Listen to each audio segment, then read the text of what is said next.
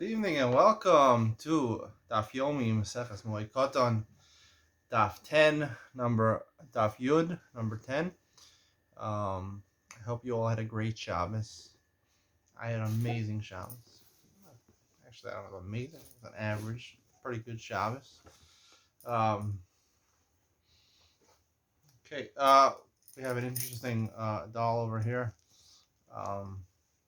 I'm trying to find new dolls, new animals to get acquainted with for the zoo when you go to the zoo on Moed. Running out of dolls. My kids have a lot of dolls, but not so many. So I had to take this doll. Many of you are probably familiar with this doll. Her name is Minnie Mouse. She has a boyfriend named Mickey Mouse. Maybe it's her husband. I don't know. But it's a mouse. It doesn't look like a mouse. But if you go to the zoo, you probably won't see mice over there because they probably are in the New York City subways. But it's a mouse. It's an animal. I hope you don't see it at the zoo, because then it's probably an awful zoo that are showing mice there. But Minnie Mouse is a cute mouse.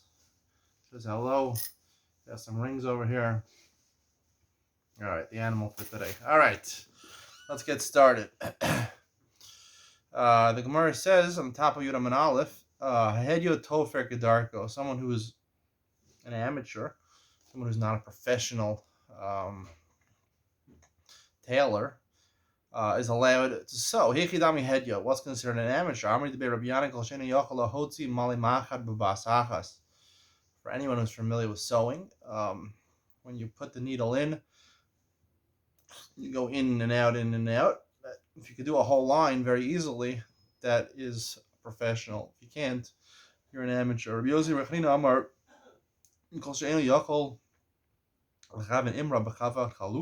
a more lenient definition that you're only considered to be a professional if you can make a hem.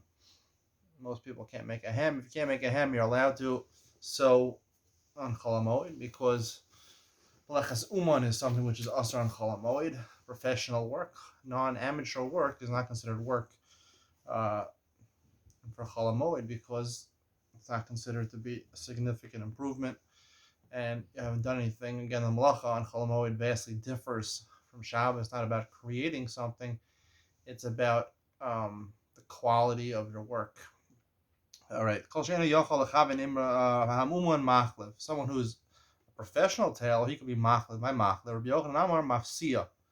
Rav Bar Shmuel Amar sheni kalbasa. Anyone's familiar with weaves? When you sew garments, there's three types of main weaves. There's the plain weave, which is basically shesi be'erev, one up, one down, and most shirts are made out of the plain weave. Then there's also the twill or the denim weave, which is like ribbed. It's sort of a diagonal one. And then there's also the sateen weave, which produces satin. Satin is where you have, it's cloth-like on the top, and it's like almost like a mesh-like material on the bottom. Those are the two things, the other two weaves that are referenced over here. Uman Machlev, and Uman, he's a professional. He's not allowed to make the plain weave. Shasi Erev is considered the ultimate weave, the most basic type of weave. That is something which you can do on Chol HaMoed. You could do is mafsia. Mafsia is to step over something, or basically like sateen weave, where the top is considered, I think it's 4 up, 1 down, but basically the top is very different than the bottom. Rabbi Shmuel Mashine Kalbasa, like the teeth of a dog. It's like the ribbing. You look at your denim pants, if you have denim jeans, there's a lot of shirts like that. Sweaters, the twill weave, where it's like a diagonal type of weave, not like one up, one across, not like a boxes. This is, I think it's a plain weave. It's a waffle shirt, plain weave. Ribbing, I think my pants, it's hard to tell on everything, but if you look at it, do your research. The three types of weaves, 2 of them are mutter according to the Gemara. Sargin es hamitos, you're allowed to weave a bed. My misargin umay mimatchen. What does it mean, misargin? We had in the Mishnah. The Mishnah says in the Afcharim Beis. The Mishnah said, Rabbi Yehuda Omer. Misargin es hamitos. Tanakam holds you could do sirug of the mitos. Riosi or matkan. Riosi allows matkan, something which is not as professional. My misargin, my matkan. Kiasar of Dimi Amar Pligi Bar, Rebchi Baraba, Rasri. Rebchi Baraba and Rasri had a machlokas about this. So Tavai Mishmei the Chiski of Rabbi Yochanan. And they were each saying in the name of Chizkiah or Rabbi Yochanan. Chadamar Misargin Shesi V'Arav. Misargin means when you make sheets, bed sheets, you make them with a plain weave. Shesi V'Arav.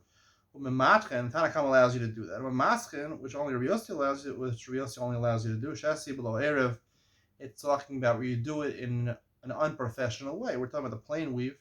Bed sheets are usually made in the plain weave. If you do it Shesi below Erev, meaning you do it in a way which is not a professional way. Obviously, there's an Erev there; it's not going to be weaved. Then it's okay. Mematchen, what is matchen? Roughly mematchen. All Rabbi Yossi allows you to do that if it was already weaved before Chol HaMoed, and you just have to tighten it. A lot of times you have to tighten the fabric, then you're allowed to do that. But you're not allowed to start making it from scratch. Is true. There's a different brayso which says both Tanakam and Rabbi Yossi hold that you can't make new ropes. You can't make new threads for your bed sheets on Shabbos. This Misargin, Shesi Ve'erev makes sense according to the one who says Misargin means that you make a plain weave. Matkin Shesi Ve'erev means you make a plain weave, which is not a professional. That's why there's both Rabbi Tanakam and Rabbi Yossi agree that one thing you can't do is to start making the threads anew. Ella Lamanda Amar Misargin. Shesi below Erev, if you say Masargin means the Tanakam only allowed you to do an unprofessional plain weave. Matchen means Shaymai Rafa, you have a matcho. Matchen all allows you, or Yossi allows you to do is to tighten something that was already woven. Hasha Shesi Erev Mart Lo, if you can't do it in a plain weave, Chavolim Lechachil Miboy, the Tanakam even have a havamina that you can't, why did Bryson need to say, Shovin, that you can't twist new threads? Kasha. The Gemara missed that is a question. Amalei Rav Nachman Bar Yitzchak Rabbi Chia Bar Avin. Meiklam Anam Masargin Shesi Below Erev. Is there anyone who holds a Masargin? Again, this thought that one of the Amoraim had that Masargin means that you do an unprofessional plain weave. Atnan Rabbi Meir Omer Hamita Mishi Yisrog Ba Shal Shabbatim. It's only considered to be bed sheets when you make a weave, a plain weave of 3 plain weaves, 3 rows. So you see that in order to be called a mita, it has to be shesiver. It has to be a professional plain weave. Everyone agrees Masargin means that you do a plain weave. What is the heter? Rabbi Yossi only allows you to do a matkan. One opinion holds that you're allowed to do shesi below erev as long as you do it in an unprofessional way, the plain weave. The other one holds that all you can do is tighten something that was pre-woven before Chol HaMoed. Meisive Masargin as Hamita Vein Sarach Lomer Shem Matchen. Divrei Meir. The Brisa says you can do sirug of the mita, and Kol Shekin you can do mituach. According to Divrei Meir, Rabbi Yossi Matchen of Lo Masargin. Rabbi Yossi like consistent with the Mishnah. He says all you do is Matchen. Yeshom Ein Matchen called Ikar, and the Brisa introduces a third opinion that there's an opinion that says you can't even Matchen, can't even stretch it out. According to the one who said matchen means non-professional plain weave, Yeshom come and say that even then, unprofessional weave, you can't do it. That if it was soft, meaning it wasn't straight, it wasn't tightened properly, and you want to tighten the weave, the would we say the Yeshom say that you can't even tighten something that was pre-woven before Chol HaMoed?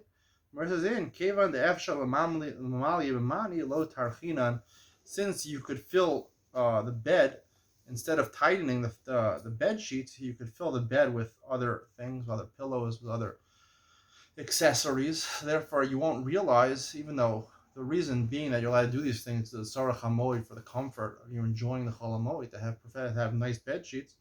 But since you could be distracted by other things on your bed, so therefore even to tighten the fabric wouldn't allow you to do that because it's a bit of a tircha. And you can get around it, you wouldn't distract, it wouldn't deter from your Simchas HaMoed. Mishnah says, Mamid and Toner Vikirayim V'Reichaim B'Moed. You're allowed to, now obviously, I don't think it means you're allowed to build an oven over here. It means that you order an oven or you order a stove from Home Depot or wherever you order it from. A Machzane Chashmal here in Israel, you order it and they want to bring it out. Oh, they always want to bring it over on Chol Moed, right? That always happens that they want to bring it over on Chol Moed. Are you allowed to have them bring it over and put it in your house? Tanakama says yes. You can put an oven. You can put a stove. Rechaim is a millstone. Um, I guess the equivalent today of rechaim, a millstone. We don't really use millstones anymore.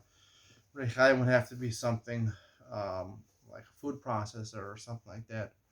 Fancy food processor. Moed. Rehuda Omer ein mechabshin as rechaim betchila. Yehuda says, we're going to stick with the article's explanation. I don't know too much about food processors, but there's obviously more professional food processors if you're working on a more large-scale kitchen, in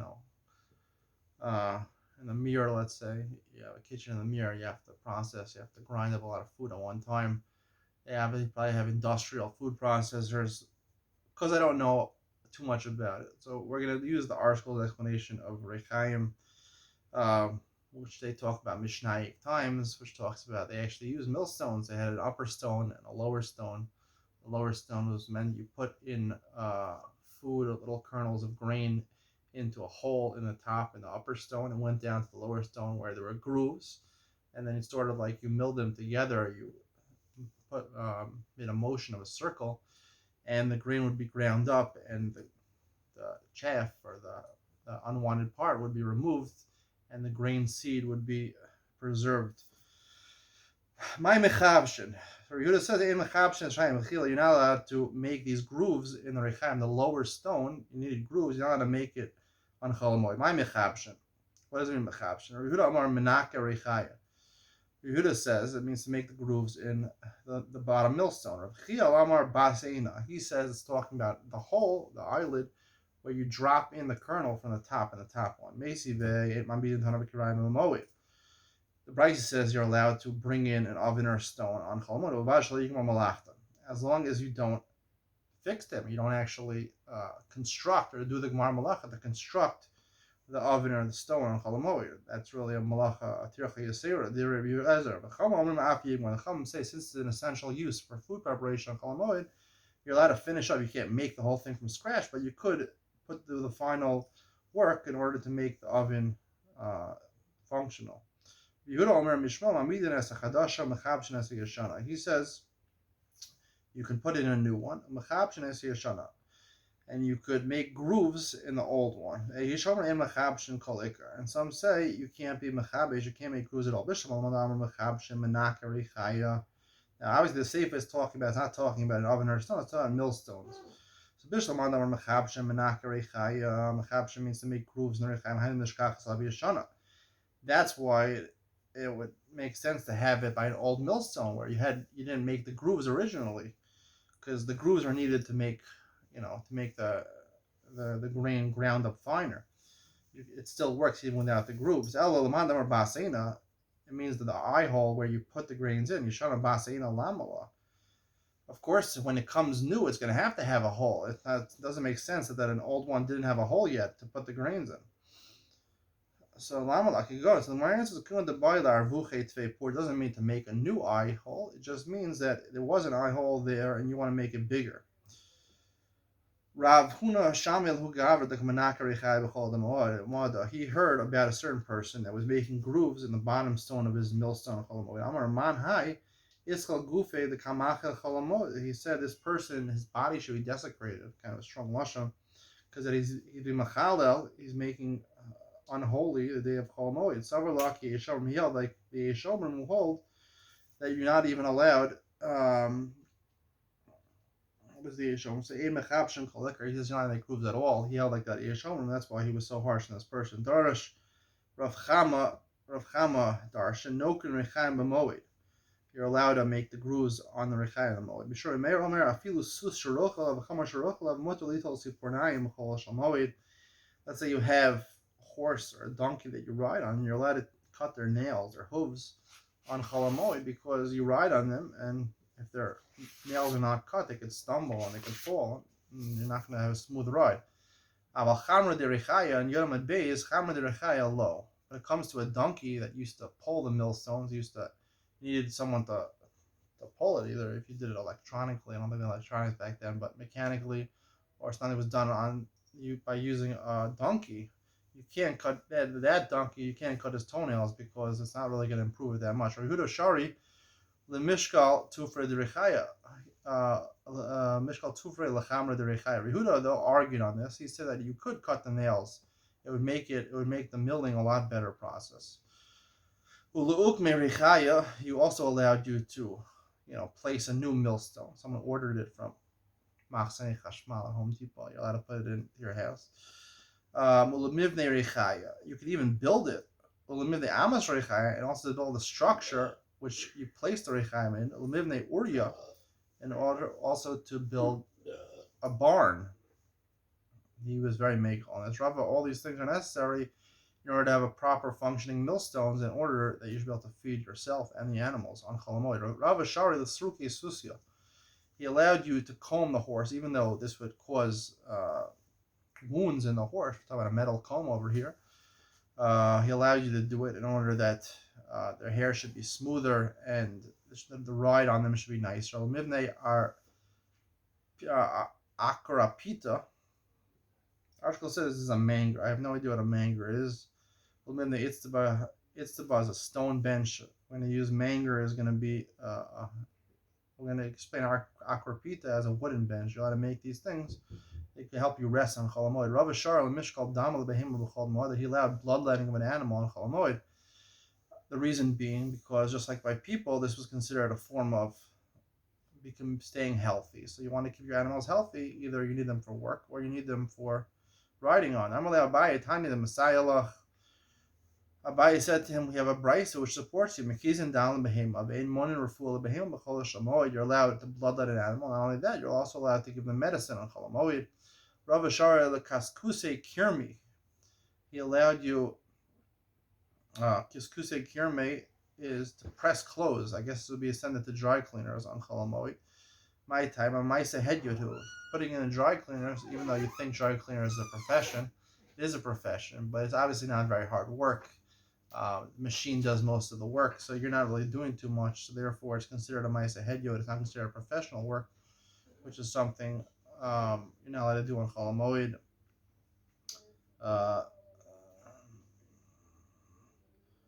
Amar Rav Yitzchak Barami, Amar Rav Chisda Kituri Biri Aser. To make pleats in a skirt, or to make pleats here, they say a sleeve, that is considered a Maisa Uman. It's also my time. A Maisa Uman, it's a Maisa Uman, it's professional work.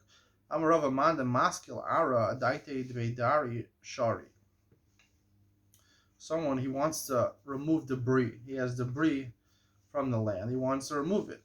So if it's a Daite Dveidari, he wants to make a threshing floor where he's able to clear out the threshing floor, where he's able to ground up his grain and make food on Cholamoid, and he's allowed to do it. Adaita Da'ara Asr, but if he's using it just to soften his land for after Cholamoid, be able to plant better, that's not mutter. Hechidami, what are the specifics? Mulya b'mulya, manatza b'natza. If he takes dirt and he puts it on top of a mound of dirt, or he has a ditch and he digs another ditch, digs it deeper, Adaita Deveidari, then you're using it. It's not professional work to make it a smooth land for planting. That is considered like threshing. Shakal mulya v'shada banata. He takes a mound of dirt and he throws it in a ditch in order to fill up the ditch. That's clearly he's doing it to improve his land for gardening or for planting. But Amar Rava Haiman de Zachi Zichi Adaite the Tzibi Shari. Someone who he removes branches, twigs, and weeds. If he's taking the twigs, he wants to make firewood. Shari. He's doing it to clear the land so that the grain will grow better. That's asr. Again, this is malacha that you're doing for after Cholamoid. It's not allowed. He takes only the big branches. He leaves the small ones. That's for making firewood. You're going to use it to cook food. He takes all the twigs. And we can assume he's doing it to improve his land, and that's asr. The pasach maya. He opens up, he wanted to irrigate his field. Adaite the kvari shard. If he wants to irrigate, he wants to bring in water that potentially has fish from a pond, right? He wants to catch fish. He wants to eat these fish on Chol Moed. Then he's allowed to do it. Adaiti da'ara, so he just wants to irrigate the field, so that is not allowed. Hechidami pasach trei babi chad milai v'chad mitai. He opens two holes, one on top of the field, and one in the lower part of the field. The water could exit his field, and only the fish will remain. Adaiti dekvar. We assume he's just doing it just to trap the fish. Pasach chad baba adaiti da'ara. If he only opens one hole to irrigate it from the top, and all the water is going to remain in the field, obviously he's doing it to irrigate his field, and that's too much tircha. It's asur. The pashach dikla, adaite de chiyuta shari. Someone who removes branches from a palm tree. Adaite de chiyusa, if he's doing it to give the branches to his animals. Shari, adaite the dikla asur. He's doing it to improve the tree. It's asur. Hechidami. How do you figure out which is for which? Shakel kule mechad gisa. He takes all the branches from one side of the palm tree. Adaite de chiyusa. He's doing it for the animals. Mahai gisa, he's shaking equally from both sides, so you know he's doing it to perfect his palm tree, to help it grow better after the mowing. That's asur. Amar Bahani Tamari Tuchlani Migzarinu Shari. Let's say you have these unripe dates and you want to cut them in half so they don't dry out. So to cut them in half is allowed. Might seem to asur to place rocks on them and to try to dry them out to keep them moist for after the mowing. That's asur. If you want to cut them, then it's okay. Rav Papa Amar came on the mitlai k'pragmatia ha'avid domi. Since if you don't place these rocks there and prevent them from drying out, so the sun is going to make them too dry. So therefore they're going to get worms. And it's like your pragmatia ha'avid. It's like merchandise that you're going to lose. You're not going to be able to sell after Chol Moed. Then you're allowed to do it. We're going to see in a second. You're not allowed to do business on Chol Moed. Rav Papa Amar came. Amar Rava pragmatia kolshu. Also, you're not allowed to do business. You're not allowed to sell merchandise on Chol Moed. Amar Rav Yosef bar Avid Udara Avid Mutter. But if it's something which is not going to be sold after Chol Moed, then you're allowed to sell it. Amar Rav Yosef bar Avina Havaleyahu Iska. He had a certain project, let's say a real estate project. It was selling at 6,000, 6,000 coins during Chol Moed. Shahil Lizbuni Batra Chol Moed. He waited. He had an offer for $6,000. He waited to sell the project, the apartment, let's say, for after $12,000. I guess money in olden times, obviously $6,000 for a rental is not a lot of money. This is olden times before inflation, 100 years ago.